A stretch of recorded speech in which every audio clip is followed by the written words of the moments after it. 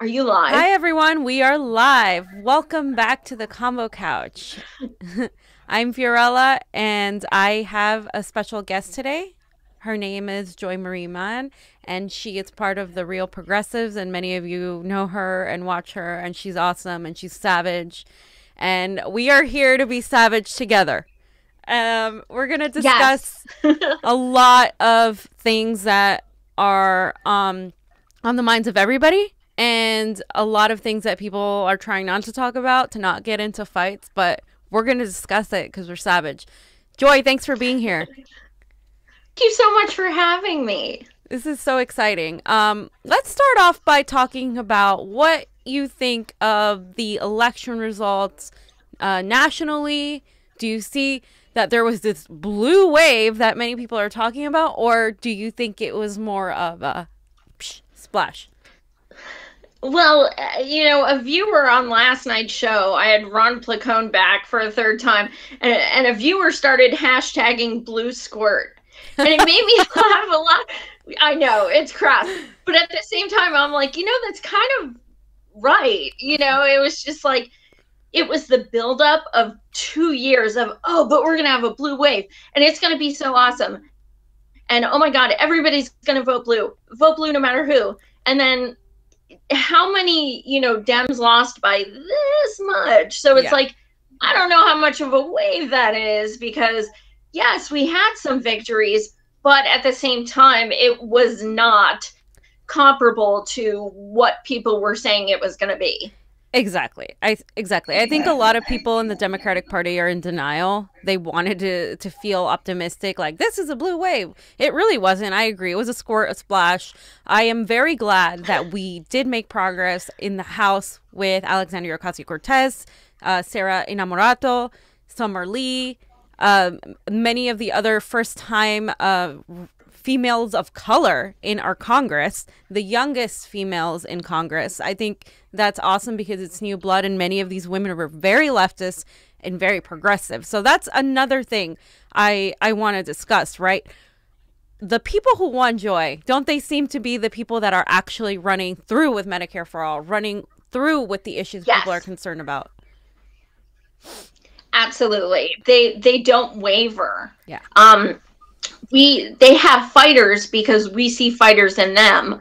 A lot of Facebook is a spectator sport.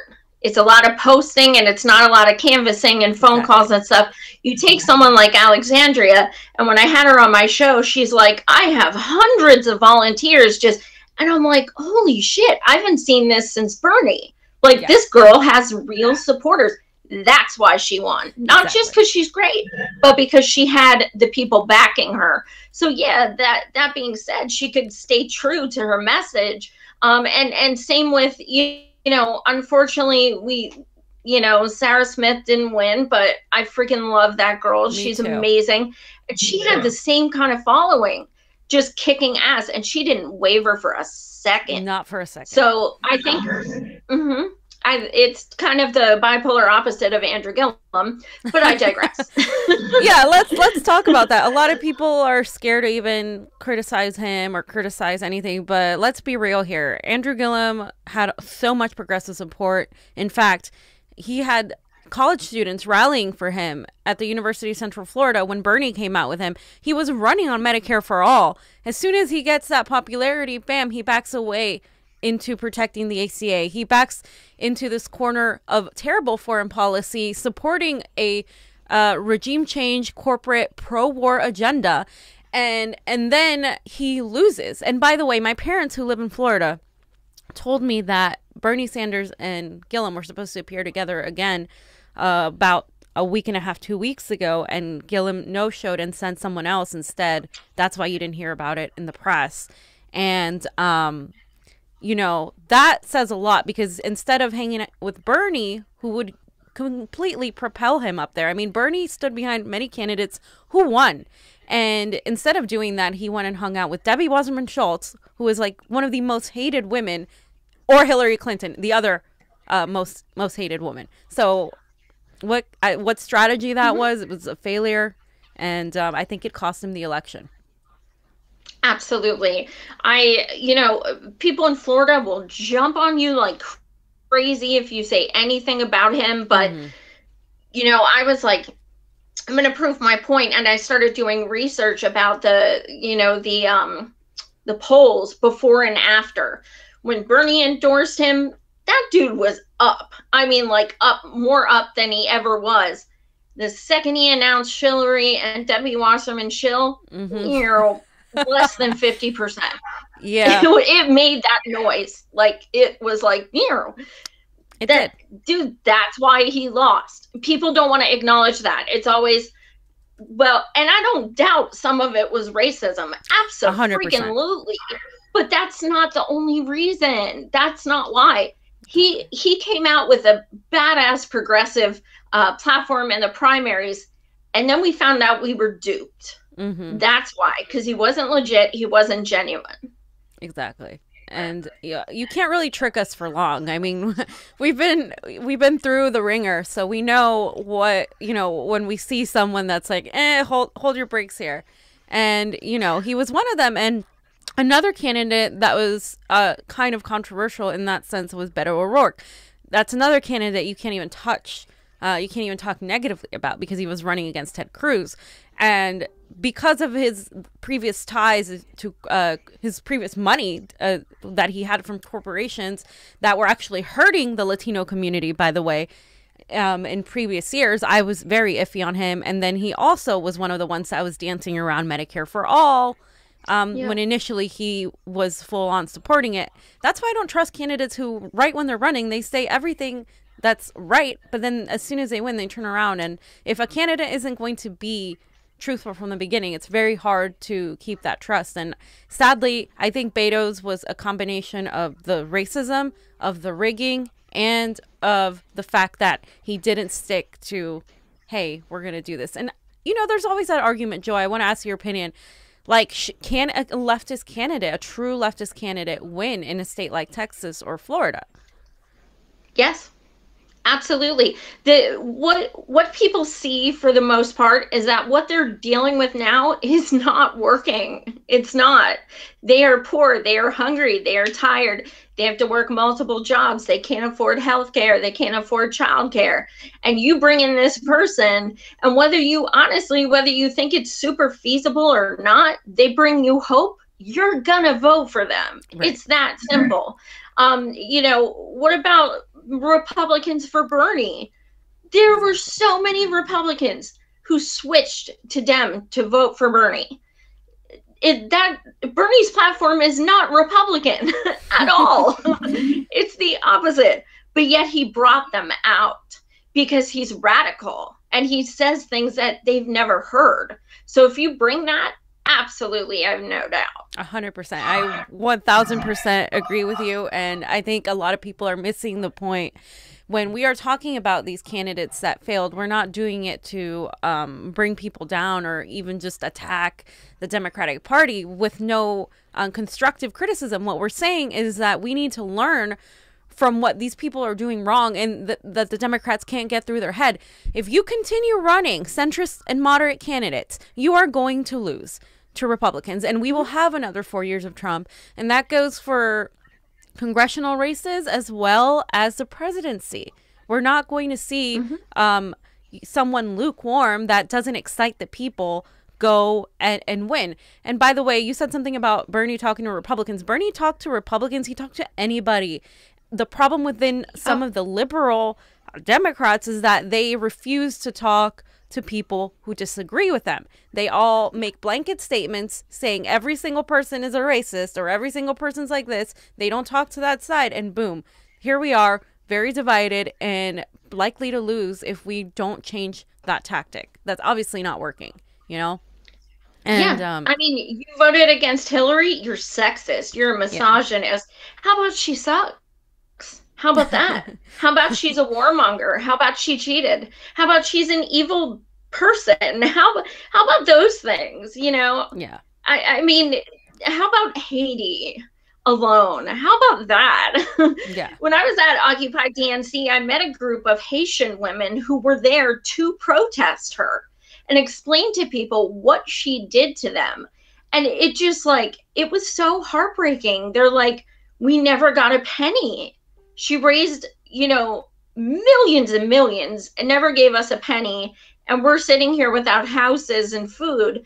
I mean, if you vote for someone like that, you are enabling that behavior. Exactly. You're enabling that. And I always tell people, take Hillary and switch the name to Trump. Is it still okay? Exactly. Because if Trump lied about being under Bosnian sniper fire, I'm sure people would be losing their damn minds. Exactly. And let's not forget, Joy, that we were discussing this earlier, you and I. If Trump had lost, if Hillary had won, you wrote an article that went viral, we'd all be at brunch. Like we'd all be like completely complacent. A lot of people would, not necessarily you and I, but a lot of people would. A lot of the candidates that ran and were inspired to run wouldn't have run. And I think sometimes the Democratic Party, the people do need a rude awakening in acknowledging that these issues aren't just going to go away if you vote one way or the other, that these issues are human issues, and we need to support the candidates that talk and work on policy over, over like whatever someone else is wearing, or if they look presidential or not. I mean, our whole lives, we've been hearing, oh, this guy, he speaks well, he looks presidential. I don't give a fuck who looks presidential. I care about where they stand on single payer health, where they stand on immigration, where they stand on a minimum wage, on education, on things that are affecting my life and will affect my life for years to come. And I think that is the mentality of most of Americans, especially the poor people who are struggling to get by. And when you go and talk like the Democrats are, focus on Russia, focus on Trump's taxes, you're completely ignoring the people that can't pay for, their cancer treatments. And that's what we look at. Absolutely. And, the thing is, if you point that out and you say, well, the Democrats have done that too, you're a Republican. Right. You're a Russian. You're a troll. How dare you? And, the interesting thing is, people have so much cognitive dissonance that they're attacking the Republicans who suck, don't get me wrong. But in actuality, the Republicans don't owe us shit. I've never voted for one. I've never donated to one. I don't give a crap. They make no excuses. They know they're assholes. They're unabashedly assholes. Yeah. The ones who need to be brought to heel are the Democrats who, stole our money, rigged our primaries, took away someone who would have kicked ass and gave us Trump. Those are the ones that we should be coming at. Because we know damn right well, just like you said, 2020, hey, Trump, how's your re-election?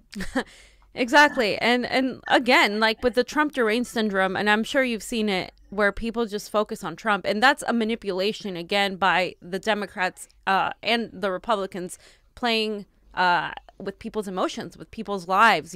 Pick a team. Look, if you hate immigrants, pick the red side. If you want to support immigrants, pick the blue side. And it's not that simple. A lot of the policies that have hurt immigrants, a lot of the children in cages began with Obama. They began before Obama with Clinton. The imprisonment of people of color began with Clinton. And that's something people don't like to hear right now in this climate when we see someone with authoritarian behavior like Donald Trump. But we also have to understand how we got here. We got here because we didn't accept that, because we didn't understand that. And that allowed people who are poor white people to also feel that they were forgotten by the Democratic Party, who was supposed to be the working people's party, who ended up not being the working people's party. And so then they went to the other side. And we need to stop getting manipulated by our emotions. I am 100% against the treatment of immigrants in this country. I am 1,000%, pro immigration. I don't even believe that we should have borders, to be honest. I am that much in tune with thinking that humanity, doesn't need borders, especially on stolen land that we live in. But yeah, so I just don't get it. I understand that it's the bigger picture, right? We have to understand how we got to Trump before we can diminish him. He is a symptom. He is not the entire disease. The disease is much bigger, unfortunately. And it's interesting. Even immigration. Go back and look at Hillary's first run for president. She, in some of the debates, she was talking about building a high fence as a wall, to keep out immigrants. Her and Debbie Wasserman Schultz both said, send them back. And there's these things, these examples. I'm not surprised Trump wants Pelosi because it's a brilliant move on his behalf. But Pelosi, I don't know if people remember this, but I'm going to say it was several months, if not a year ago, but she was speaking to people who were primarily immigrants, and they started chanting to help them.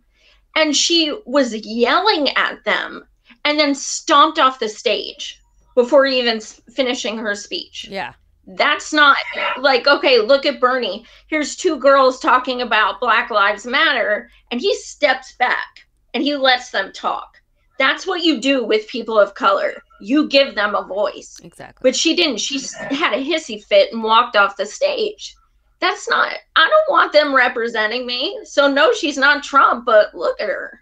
Yeah, exactly. No, she's not Trump, but is she any better? No, not really. And the thing that scares me is, with Bolsonaro in Brazil, we could get someone like him who is worse than Trump. I mean, people think Trump is like the end all be all. We could get someone completely worse. We could get Pence. We could get someone that is absolutely more intelligent and more calculating in their in their moves and their maneuvers. And I think a lot of people don't realize that because they're so engrossed on Trump. And I can't stand the guy myself. He represents everything I hate in humanity. He represents everything vile.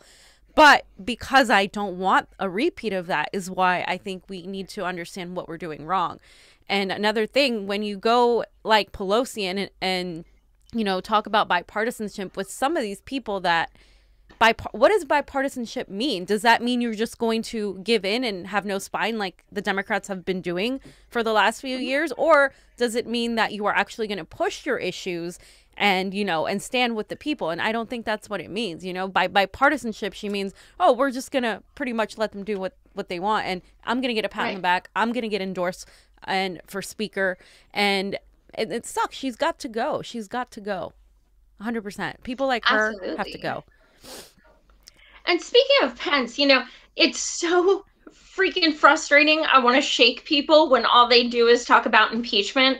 Can we focus on something that we can control, please? Because it's out of our hands.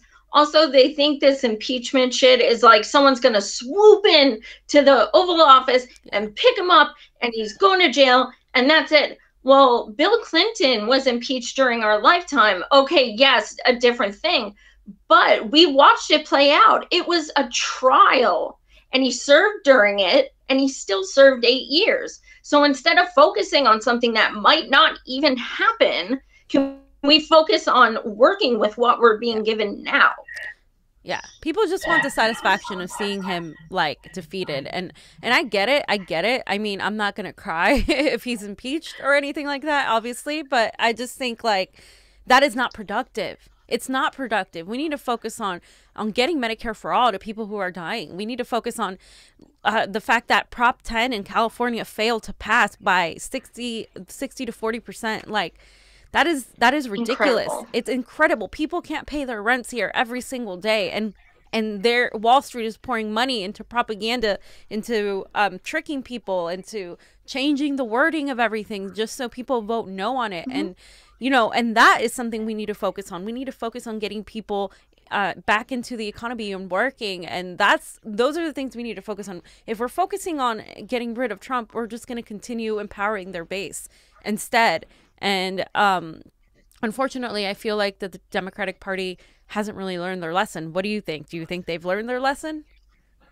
Oh, no, they haven't changed anything. Not a thing. They millions of us Dem exited.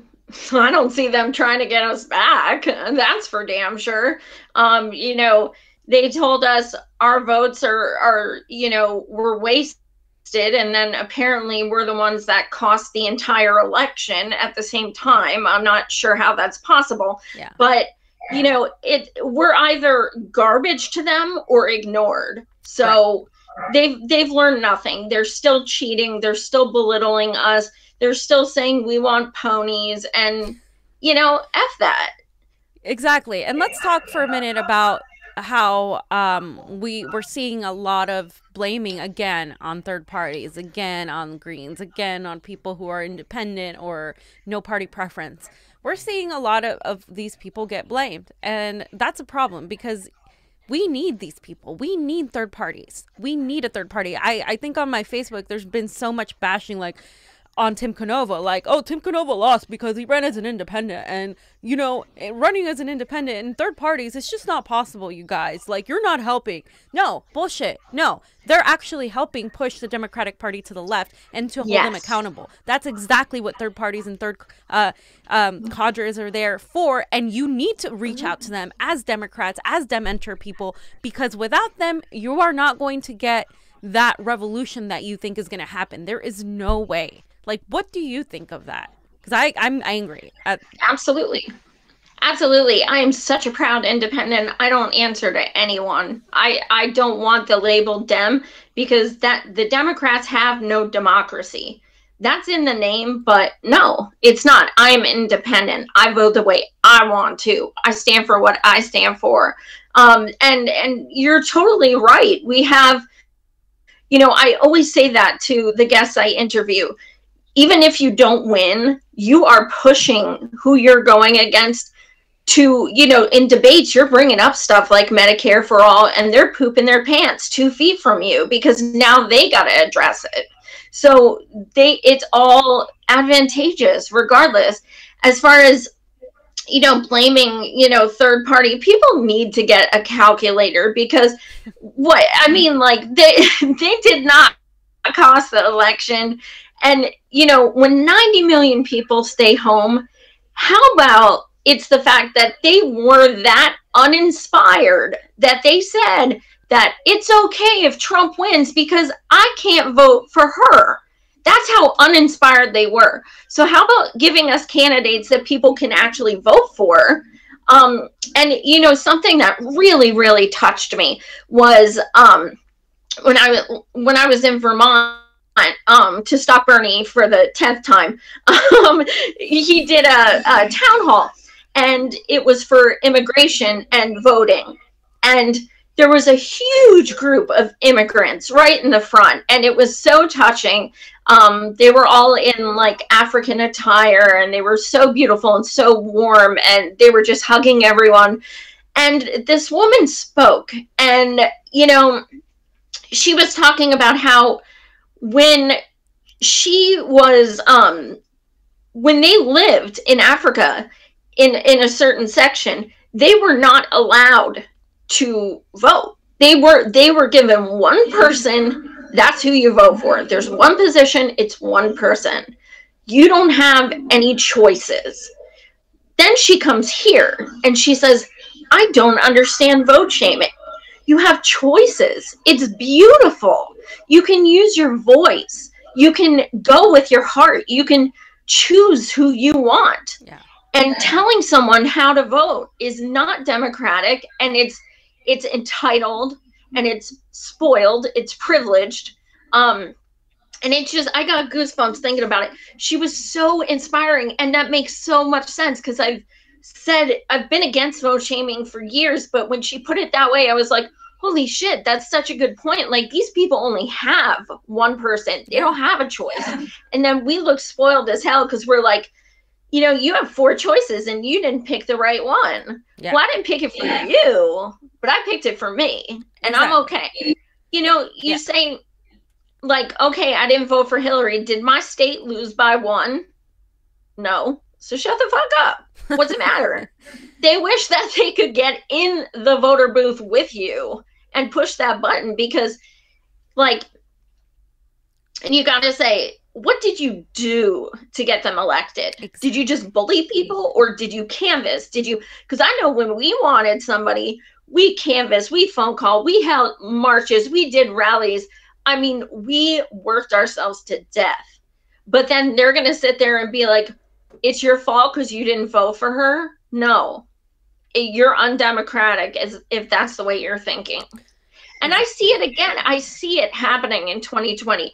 Joe Biden, neolib, twat, fucking, sorry, fucking Kamala Harris, Cory Booker, dude, you tell them they're going to get Republicans again in 2020 and they're like, no, we won't. I'm like, no, I'm not asking you if you agree. I'm telling you that's what's going to happen. Yeah. Whether you want to believe it or not is irrelevant. It's going to happen.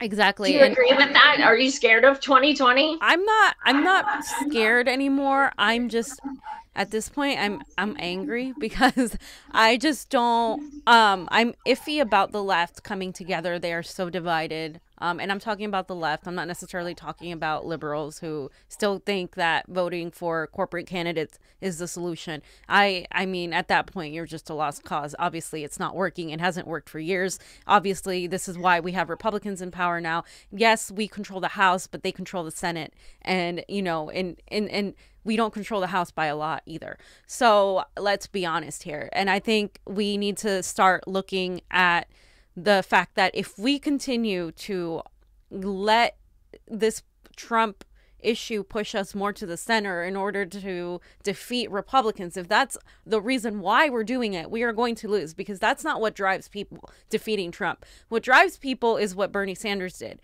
Hey, we are all human beings. When I hurt, you hurt. And, your life matters to me. You not having healthcare matters to me. You not being able to afford your rent matters to me. That's where we need to go. We need to oppose the complete opposite end of the hate, right? We're seeing with Bolsonaro.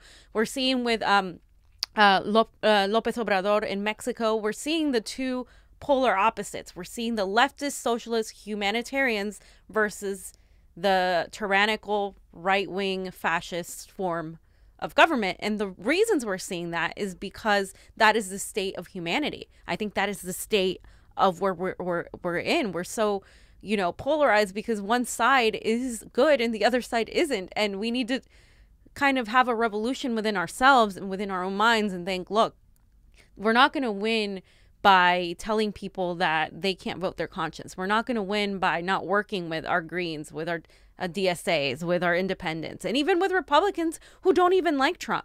There's a lot of that. You need to stop telling people that just because they were once a Republican that, they're, you can't talk to them, that they're fascist, that they're racist. And that's just not the case, because I know plenty of people who are conservative who are not like that, who simply just don't like the Democratic Party. And I can't blame them for that.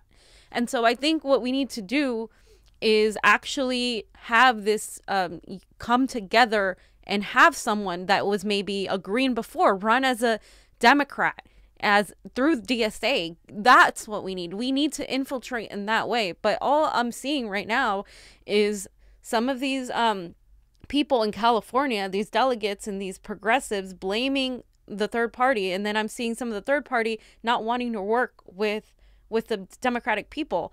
You're a Dem exit, aren't you? You Dem exited a while ago, right? I Dem exited at Occupy DNC. I ripped up my Democrat voting card and threw it in the coffin they made, and then we had a candlelight vigil. So from that point on, yes, I've been Dem exit. R.I.P. Will I vote for a Democrat? Yes, I will. Exactly. If they meet my criteria. If they earn your vote. We need to make sure that we understand no vote is their right. They have to earn your vote. And if they don't earn the vote, that's on them. And I think a lot of people assume that you have to vote for someone because otherwise you're enabling, the racists to take over. And no, we're looking 10 steps ahead. We're looking at if we continue to vote for these corporate candidates and they win. There's a candidate that won here in Orange County's 48th district that was running against Dana Rohrabacher. Dana Rohrabacher is scum. He is a Republican who is against immigrants, who wants to, send ICE at them. He also doesn't believe that gay people should own a home. He's that kind of Republican. The person who ran against him is Harley Rauda. So Harley Rauda is a corporate ex-Republican. He just switched his party preference to Democrat to run in this race. It's a very red district. He won barely, barely. And so what I'm thinking is, that just kind of proves that these corporate establishment people can win if you scare enough people into voting for the lesser of evils. But I can't blame them because this guy is so terrible. So I don't want to be stuck in these situations anymore. And this guy Harley Rauda took a lot of progressives to vote for him, even though he takes money from many people, including telecom companies, insurance companies. He is not Medicare for all. He was saying he was until he won a primary, of course, and then he didn't even care. So I am against, almost at a point where I almost don't want these people to continue winning, because it kind of enables people to think, oh, we're winning, when you're not winning. He's going to lose again, and a Republican's going to be elected down the line that might be worse. And that's what I'm looking at, 10 points ahead. And it would be very hard for me had I been in Florida. I'm from Florida. If I would have had to sit in that voting booth, and it would have been hard for me not to vote for Andrew Gillum, just because of the state of Florida. Yeah. Just because it's fully controlled by Republicans, and the climate change consequences that we're going to have are dismal. But are the Democrats even doing anything about that? Not really. So it's that again, time and time again. And I'm a Dem enter. I actually Dem exited. I became a Green and voted for Jill Stein. But I believe that we need both. I will talk to, Greens and DSA and all the people who are independents who Dem exited and don't want anything to do with the Democratic Party. I'd be like, look, you need some people on the inside so they can open the doors for the revolution. Like, if we're all going to be in the horse, we need someone that can, once we're inside, kind of help us out here, because otherwise we're not going to be organized and effective enough. So I believe that we need the Dem enter and the Dem exit to combine. And there are a few people here that believe that, but I think we just need to get over the fighting and blaming each other in order to actually progress. So. Absolutely. I did the first, I don't know if there's been others, to be quite honest, but the first Dem enter, Dem exit debate, and the second. And it was bananas. I mean, people just like, man, it was like a freaking boxing ring. Like, but at the same time, it was very advantageous because it brought everything out, and it was good to discuss, the positives and negatives. And I agree that we do need both. We really do. I totally agree with that. Yeah. And I just think, if we don't get together and actually sit down and have this conversation, because people are just screaming at each other over tactics, we're just not going to be fit. And I hope when Bernie announces that, people can come together and be like, okay, we're going to work together to get this done. But I'm just afraid they're going to put someone like Kamala Harris, or even if they put Elizabeth Warren, I think that's going to off-put so many people. It's going to put people off. Like, I don't really want to vote for her. Some people are going to feel like that way. I sure don't. I have respect for her in the sense of her attack on Wall Street, and what she's done in the past. But then she backed Hillary. She backed Hillary. She's been endorsing corporate candidates left and right. And her whole thing with I'm this percent Native American was stupid. A stupid thing to do. It made her look like a joke, and it gave Republicans more fodder for their BS, It's just terrible. And by the way, I want to bring back Tim Canova again, because Nico House did a show yesterday where we saw these ballots being illegally transported. There was a video where you see these people illegally transporting ballots, and that is breaking the rule. And by the way, these people that were transporting the ballots in their cars these ballots were from different precincts. These people were from different precincts, and there was no one inside the car with them to hold them accountable. So we don't really know what happened with all these ballots. And Debbie Wasserman Schultz is one of the most unpopular women, as we've said. There's no way that her popularity went up for her to win by more percentage points than she did in 2016. And it's not just because Tim Canova ran as an independent. As an independent, he actually had more of a chance because Debbie Wasserman Schultz controls the Democratic Party. She controls, basically the elections there. I mean, she's kept her job, and she's actually been rewarded for what she did. you know? And it's just kind of ridiculous for people to continue not seeing the fact that election rigging is happening. It's happening in Georgia. It happened with Stacey Abrams. It's happened in New York. It's happened in Arizona. It's happened in Nevada. It happened in Florida many times. It always happens in Florida. And it doesn't matter who's doing it, or it doesn't matter who's it's being done to. If it's being done to a Democrat, independent, Republican, it's still election rigging. That doesn't change how unjust it is. It doesn't change the fact that it's wrong. And I think Democrats have a tendency to only call it out when it suits them, right? And so we need to stop Absolutely. focusing on the taxes in Russia and start focusing on fixing our electoral system, which has a lot of election rigging and also voter suppression in many ways, you know? That's why I posted that the other day, because I'm like, can all these people who called us conspiracy theorists, who, and tinfoil hat wearers, who are finally acknowledging that the Republicans are cheating, can they just kind of join us in our fight of over 2 years to get this shit corrected, to give us paper ballots, to give us open primaries? This shit, we've been fighting for this for over 2 years, Yeah. and have been just harassed for even bringing it up. But a Republican does it, oh hell no, oh my god, no, hell no, we're gonna stop it. Well, you know what, just stop it then. Stop it, join us, we gotta stop it. Hillary, Diebold, the ones who make the voting machines, they make the majority of voting machines in southern states. They gave Hillary donations. How is that legal? I'm sure nothing happened there. There's things like this. We need paper ballots, triple counted, on film.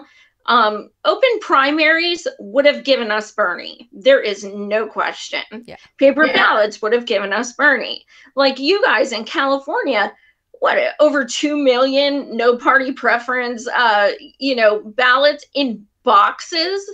Like, what? And it continues happening. In local races here, there was a lot of provisional ballots that were given to, of course, the people casting votes for the underdog Maria Estrada running against Anthony Rendon. And a lot of those are still being counted. I don't think she's conceded yet because there's a lot more to be counted. And that's the thing. Like, I saw when I went to vote a couple days ago that there was a lot of young people voting like I've never seen before. And a lot of them had no idea. And they were given provisional ballots like out of nowhere. And they didn't know the difference. And I had people ask me questions and I was trying to tell them, you don't need a provisional ballot if you don't have your sample ballot. Some people thought they needed to bring their sample ballot or they were going to be given a provisional ballot. Some people were given provisional ballots for no reason. I had a friend contact me saying he was forced, they were forcing to give him a provisional ballot because he was a vote by mail, but he brought his thing so he could trade it in, and they were still trying to give him a provisional ballot. And I was like, don't concede. And he was like, no, I fought it. And he got a normal ballot. And it's so important because the provisional ballots are often not counted or they're thrown away or there's just no way to keep accountability of them. So all that is still happening here. And, we can try to have free transportation. We can try to have education. But I think the next step is to educate people on how to even vote, like what it means and what it is. Schools aren't really doing it. The media sure as hell doesn't do it. They just sit there and talk about Trump. But we have to be the ones to do it. Independent media has to be the ones to be like, look, here's the information, share this. This is what you do. And I've seen more of that coming from people like you and people on social media talking about what people's rights are. And a lot of the activists here were doing it as well. But that's what it's going to take because a lot of these people are driven to vote. We've seen the increase, but then they get there and it's so disorganized and it just puts them off. It does. Absolutely. It's so discouraging. And that's one of the reasons people don't vote is because, they feel defeated. Yeah. Well, why should I vote? My vote's not even going to count. At Occupy DNC, I met a delegate who could not vote. That I mean, I was ugly crying with her. I was like, this girl literally worked her ass off, was Mm. the head of the campaign office. I mean, just devoted hours and hours and hours. And she was denied voting. I mean, I cannot fathom. It's incredible to me. And the people who aren't outraged by that have severe issues. Like, and empathy would change everything in this country. There Yeah. would be no more, it doesn't affect me, so I'm not going to vote for it. Everybody has empathy. Everybody starts winning with progressive policies and stuff, but people are so disenfranchised, and you know, it's too easy to be defeated.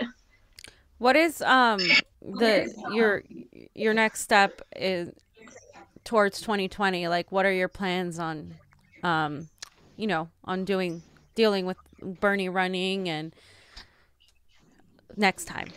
Um, well, a discussion I've been having a lot lately is, you know, if Bernie runs, will he be a Democrat? Yes, he will. Am I happy about it? Fuck no. I want him to be independent. I think that's the only way we can win. But I'm not him. So, and you know, we have so many people are like, I won't vote Democrat. I love Bernie. He's my president, but I won't. Okay, so basically you're saying you're going to take the guy who you call a hero and not vote for him because there's a D next to his name. Okay, I get that. Like, whatever. Makes no damn sense. But the other thing I've been telling people is like, I, 2 days ago, I found out I hit 100 candidate interviews. So I was like blown Congrats. away because I'm like, holy shit, 100 candidates from across the country. And I'm sure you've learned too when you guys have interviewed them. There's so many different situations in each state. Exactly. Sometimes you have to run them. Yeah. I mean, like literally, to run green, it costs you $150,000, or excuse me, $15,000, and you got to get 5,000 signatures by the end of next week. Would you rather them not run at all or run as a Dem? You know, so I'm just trying to educate people about this shit. So that's first. Second, we got to get these voting situations under control. I'm going to be doing my best to work with Tim as much as possible to, you know, try and semi-rectify that clusterfuck down in Florida. I'm kind of glad that the election is over in a way because now I get to go back to interviewing activists and, you know, people in nonprofits and people overseas and things like that. So that's exciting. But yeah, I mean, I'm just going to keep moving. I'll do anything that inspires and educates pretty much. Yeah, and I agree with that. I agree with, kind of forgetting about the party label. Like, I think people are so focused on that. Oh, the Democratic Party, Dementor is the only way we progress. No, it's not. I think, we need to stop focusing on that. And, if you're an outsider when Bernie runs as a Dem and he represents your values, if he represents your values, you should vote for him, regardless of whether he has a D or a G or an independent next to his name. He's actually an independent, and the only reason he's running as a Democrat is for strategy. Otherwise, he wouldn't continue to go back to being an independent. Like, obviously, he still stands at that point.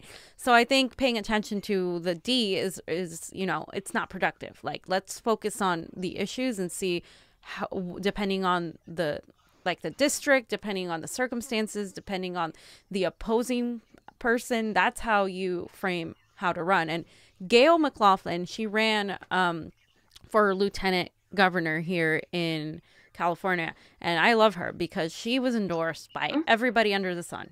DSA, Me. Green, Independent, you, me, like everybody loves her. And you know why? Because she doesn't pay attention to whatever party label it is. She was running on the issues, and she was endorsed by so many people, and now she's created this alliance where people are going to go and vote on people so they can run. That way we don't run great candidates against each other, like we did in the Senate race, and like we've done in multi races across the nation. And we need to focus on these slates and how we're going to run people, and kind of come together so we have a strategy. Because the one thing we can learn from the establishment is their strategy, and the one thing we can learn from Republicans in particular is the fact that they unite. They are able to unite behind an ideology, be it as awful as it may be. We as progressive leftists need to be able to do the same. And I think that is how we win. We take the best from the two worst people we could possibly take, and we run with it. And so I thank you for your service. I see you do all your shows all the time, and I know you have a full-time job.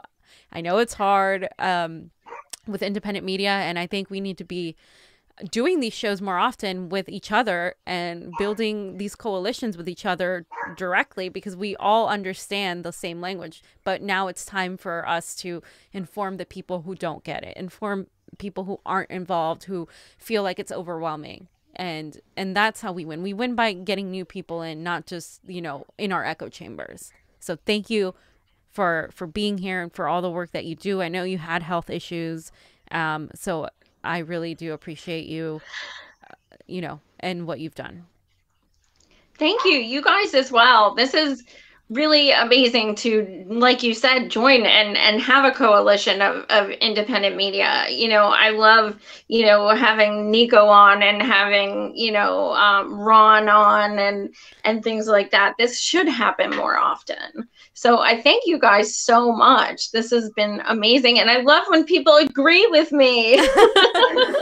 Right? That's always nice.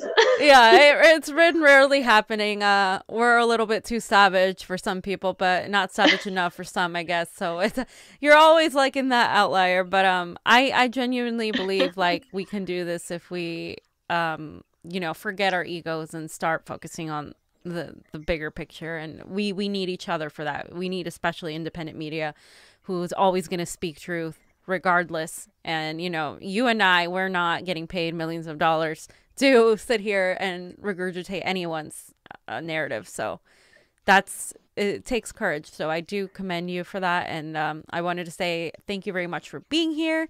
And if you have anything else you want to say, go right ahead. Well, you guys can catch me on Real Progressives. As I said, I did over 100 candidate interviews. They're all on YouTube. And I did some extra special interviews with people like Jeff Weaver, who has, you know, was Bernie's campaign manager for 32 years, which is one of the best times because he let me in on some dirt about stuff I didn't know. So I do specials like that, activists. I travel a lot to film events out of state, nice. Things like that. So I always do, you know, sometimes as much as 8 shows a week. But now that the primaries and general's over, I'm going to be here and there. So you can either follow me on Joy Marie Mann or on Real Progressives. But thank you so much again for having me. This has been awesome. Awesome chatting with you. I really like you and where you stand on the issues. Like, I feel like we're in the same wavelength. And that's always good to feel that camaraderie. And thanks and congrats on all the interviews you do, and keep doing your thing. The world needs you. So thank you very much, Joy. Thank you so much. Thank you, Pasta, too. Yeah, Pasta says hi. Tell him to accept my friend request. Oh, okay, I'll tell him. He's been not on Facebook. He's been out there. All right. Well, thank you guys so much. Thanks. Talk to you later. Bye-bye. Take care. Hey, if you liked our video and want to support independent media, please like, share, and subscribe below. Yeah, we have a Facebook, a Twitter, a YouTube, and coming soon, fam, we're going to be on Roku. Take it easy, fam. And if you have any change to spare, please subscribe to our Patreon below to keep us going. Yes, anything would help with that. Thanks again for watching. CONVO out.